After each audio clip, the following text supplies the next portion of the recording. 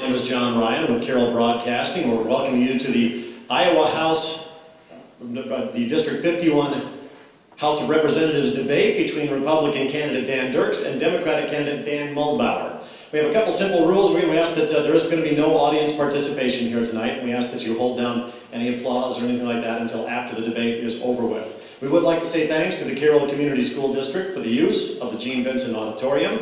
Also for the candidates for their willing participation in this. We received a call at the radio station from concerned voters asking us to put this debate on, so we were more than happy to oblige, and the candidates, of course, were more than willing to take part as well, so we certainly say thank you to them. Also, I'd like to see, I saw a lot of younger people in the audience. I was thrilled to see them, but then I realized they had to be here for Composition 2 class, so we welcome them to the debate as well tonight. Let me introduce the candidates here tonight for the Iowa House District 51 race. It is Republican Dan Dirks. Give him a nice round of applause. And our Democratic candidate is Dan Muhlbauer.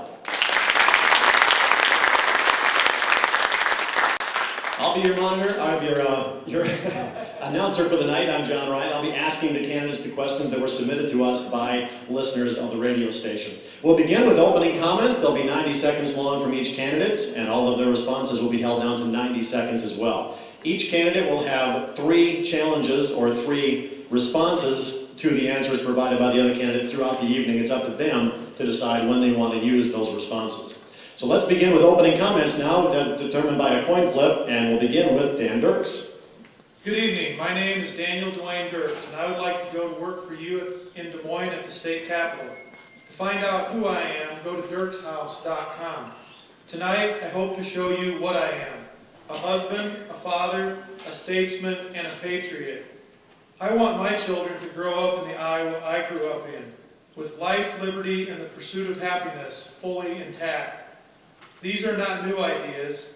They are not my ideas. They are what our country was founded on. I want to take these and your ideas to the state capitol. I am willing to listen to each and every one of you that wants to be heard. My family and I have been to and are in the process of knocking on every door in every town in District 51 and have sent out thousands of surveys with a tremendous response. I will be your access to the process. Tonight, as you listen to our discussion, ask yourself, will Dirks really work for me at the state capitol? Will he represent the constituents of District 51? I tell you, I will and I do. Vote Dirks and know you will have access to the process. Thank you. First, I would like to thank the Carroll radio station for hosting this forum. And thank you for everyone showing up here. And thank you, Dan, for being here. By now, most of you know my background. I grew up here in the area. My father represented this area as a state representative. I have raised 3 children here with my wife, Patty, of 32 years. I decided to seek this seat because I think District 51 deserves someone who represents everyone. We may come from different political parties, but it would be impossible for me not to acknowledge what a great job Rod Roberts did representing Carroll, Crawford, and Sac counties. At a time when the state of Iowa is in such a crossroads and faces many difficult choices, I don't think we can take a chance on our representation. I am running to make sure that our small businesses can grow. Our education system prepares our children for the jobs, for the future, and once and for all, make sure that Iowa jobs go to Iowa workers by cracking down on CEOs who knowingly hire illegal immigrants.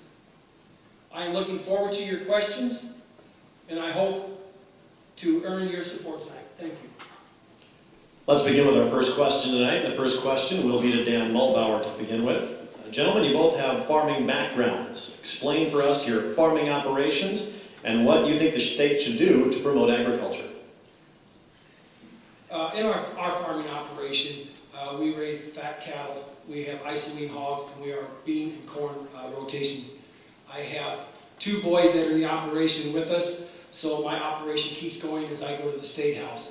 One of the things that we need to improve agriculture in this state is I'd like to see all of the entity of ag grouped together so that we can come up with proactive approaches to attack the DNR and EPA rules and regulations that we have. We need many rules and regulations out there, and we really need to have better proactivities instead of reactivity approaches that we have at this time.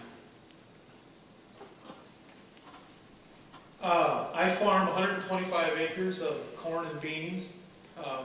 That's not my primary income, though. I've been in agriculture my entire life.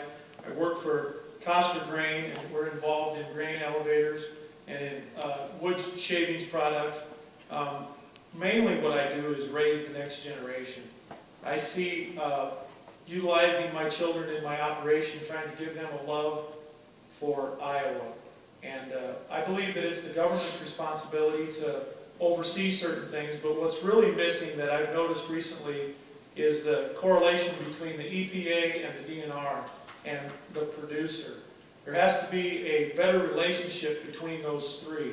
Oftentimes the DNR comes down to the producer, lays out a format of what needs to be done, and the producer complies with the DNR, and then the EPA comes down on the DNR and they change the regulation. And this creates a lot of friction. We need a better working relationship between the government and the producers. And I think this would be possible if the farmers would see the government not as the bad guy, and if the government would not see the producer as the bad guy. Thank you. Our next question has to do with farming again, and it dovetails a little bit in what you two were talking about. Iowa is rapidly losing its topsoil to erosion that is now causing water pollution problems. What will you do to prevent the continued siltation of the Iowa waterways and the water pollution in our streams? And this question goes to Dan Dirks first. Well, recently there's been a lot of programs, and I think they should be continued on buffer strips along rivers and creeks. And I'm not real sure of the science. I'd be real curious to have access to the science of the erosion. I know in the past 10 or 15 years there's been a huge increase in no-till and minimum till. And a lot of producers have seen the benefits of not spending all the diesel fuel to till their farms. I'm thinking 40 years ago there was probably a lot more erosion than what we currently have. I think we're gaining on it, would be my opinion. Thank you.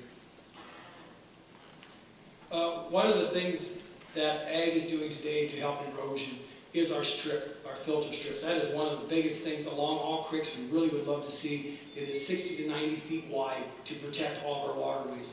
Another thing we are doing is our no-till operations. They are conserving a lot of the soil. We have a change right now because of our ethanol plants and this. You are seeing much more corn grown on our fields than we are soybeans. Soybeans are the erosion factor in ag. The more corn we put, the more trash, the more humus we have in the ground, the less washing we will have.